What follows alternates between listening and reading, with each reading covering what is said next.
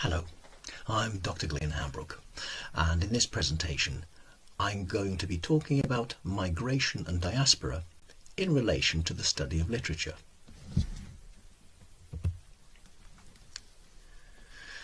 Migration and diaspora are terms usually associated with the transnational movement and relocation of peoples, but they can equally apply to cultural products and their reception. For researchers in comparative literature, the study of how literature travels across geocultural borders and is received at its points of arrival is the norm.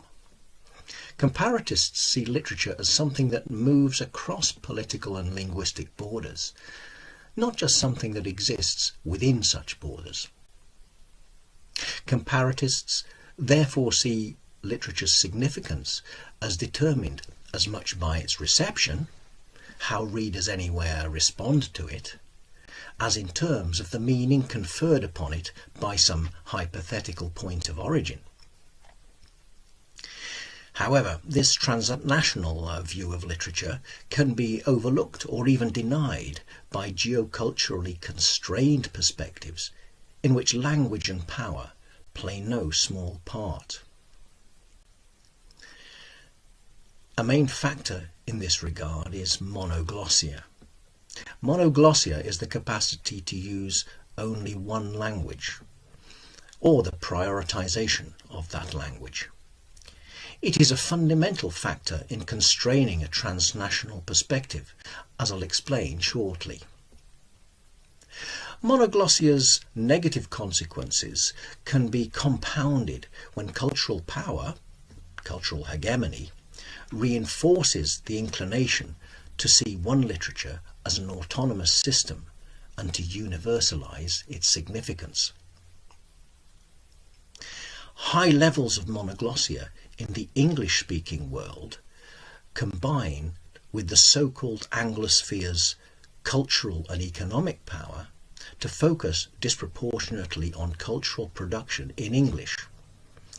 Even when Anglophone communities seek to broaden their horizons, their lack of literary points of reference beyond Anglophone ones means that they tend to focus on writing in English, albeit from wherever in the world.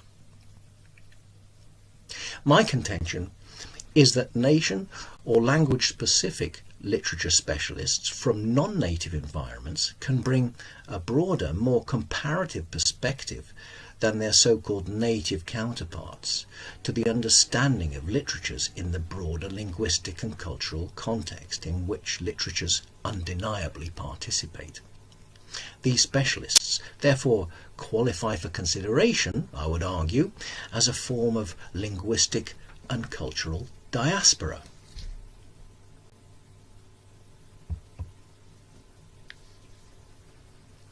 Let's consider how literature travels.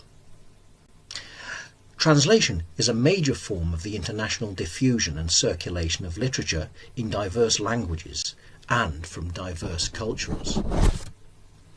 However, it is not always an active force for the internationalization of minds. Translation occupies a different place in different literary systems. It may be a dynamic force for enhancement and diversification of the literary system, but equally it may be a mere adjunct or a provider of exotic curiosities. Intermediaries are essentially cultural go-betweens operating at a variety of hierarchical and communicative levels, from the formal to the informal, and using a variety of means and with different motives or incentives. And then there's international media. International media are one of the most formally enshrined means of disseminating literature. Think of newspapers, cultural supplements, radio and television, art programs, while more recent developments in communications technology have provided greater space for the idiosyncratic, from fanzines to personal literary blogs.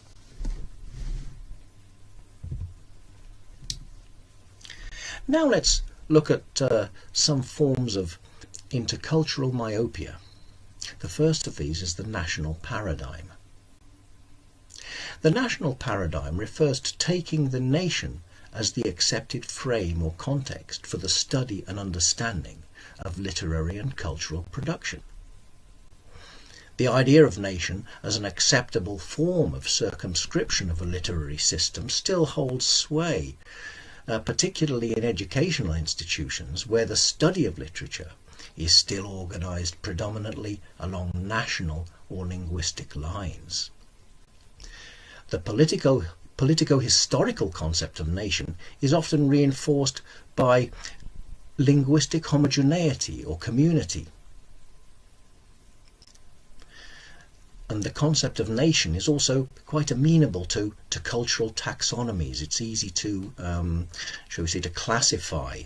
Let us consider, for example, the work of Benedict Anderson in the 1980s on imagined communities.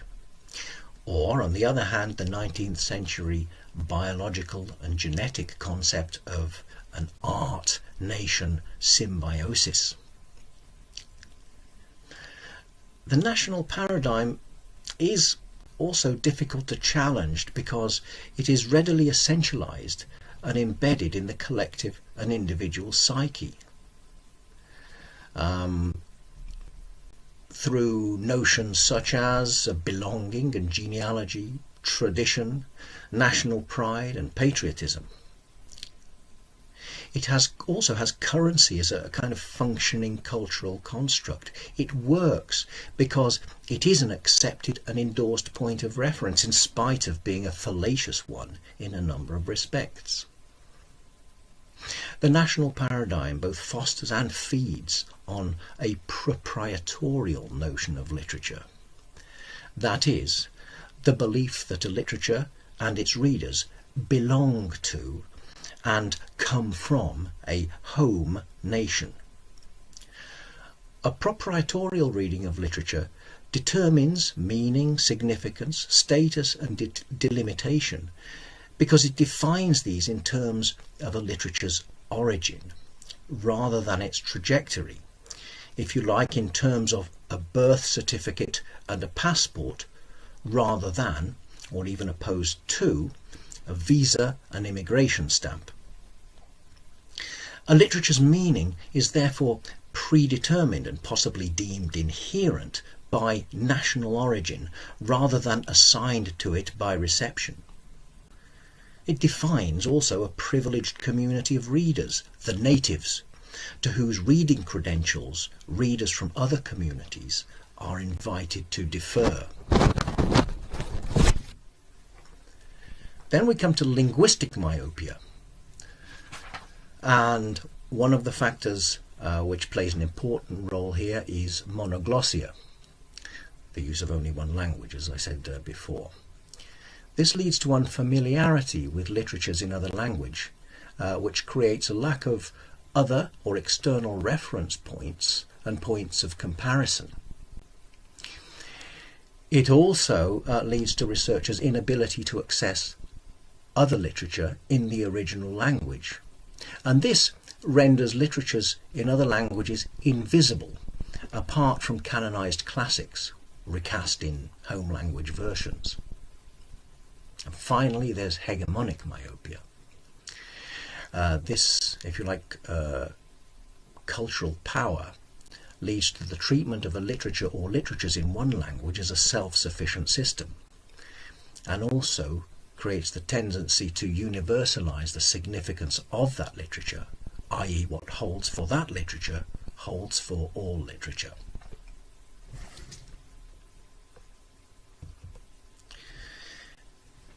It's now time to consider what forms of intercultural myopia are predominant in the Anglosphere.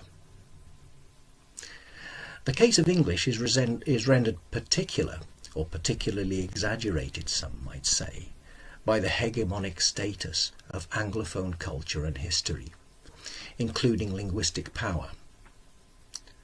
The preceding factor has particular implications for the delimitation of English literature and literatures in English. As far as monoglossia is concerned, In addition to the general consequences of monoglossia mentioned above, in the case of the Anglosphere, it fosters the domesticating illusion of translation into English as the end, i.e. the ultimate destination of translation. It also leads to a language deficit in the Anglosphere. The professional and personal opportunities of Anglophone monolinguals are demonstrably constrained by being able to work only in English. Byproducts and reinforcements of the process include the following: the treatment of English literature as a self-sufficient system, the tendency to universalize the significance of English literature. World literature, it has been argued by some, is a kind of Anglo project in disguise, rather than a real extension of literary boundaries.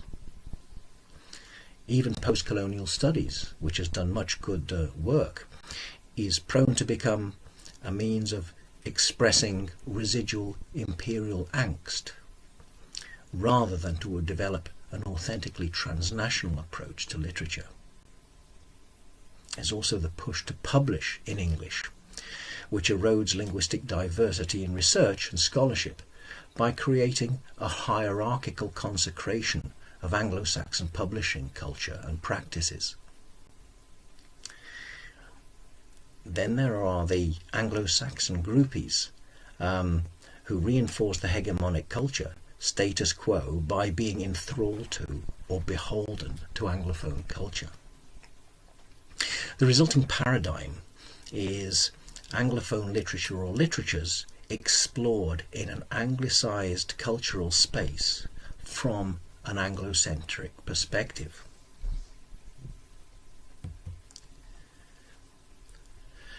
Finally, let's consider, in relation to all this, the role and situation of what we might call a non-native linguistic diaspora. And I refer for the moment to non-Anglosphere researchers and specialists in English literature, language and culture, who have a sophisticated professional grasp of the English language. Why are their role and position important to us in regard to the theme that we're considering? On the one hand, such professionals are part of a large community and therefore should be deemed to have voting rights.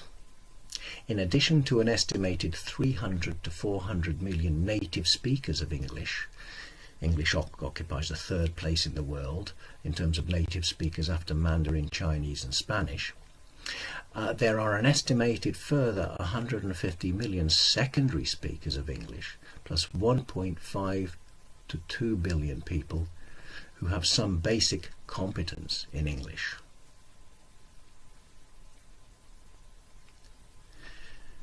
These non-native specialists also enjoy linguistic and cultural plurality. Their linguistic and cultural skill set already puts them ahead of growing awareness that even in a world in which English is the first language of international communication, knowing English alone is no longer enough. These specialists are also immune to the linguistic deficit.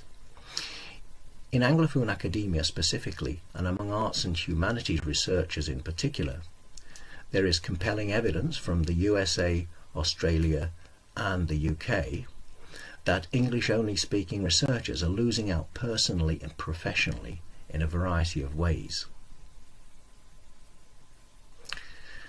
Our so-called non-native diaspora is also less likely to be encumbered by the native's assumption, or proprietorial fallacy as I call it, that in specialising in English literature they are studying their literature and constrain or distort their readings accordingly.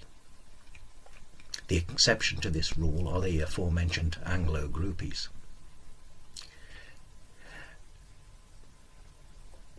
As fluent and proficient users of English, These specialists are also less likely to require the medium of translated works, as they are predominantly sufficiently proficient in English as an acquired language that they can access the literary sources directly through a language in which they enjoy a high level of proficiency and capacity for assimilation. They can more readily locate literatures in English within and in relation to other linguistic and cultural contexts as well. And finally, they are inherently transnational. Their reading of literatures in English is inherently transnational and serves such to demonstrate that literature is an essentially transnational entity or commodity.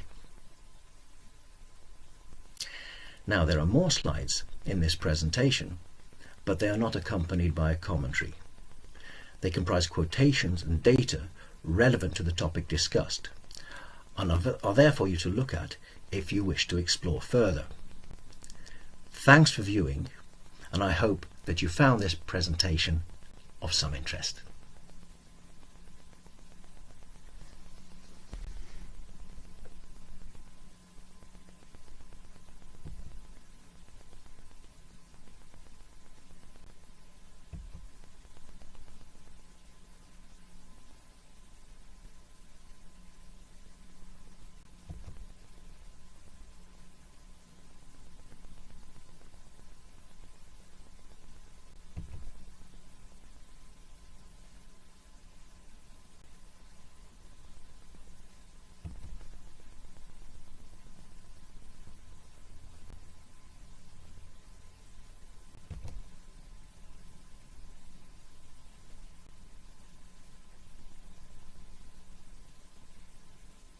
Thank you.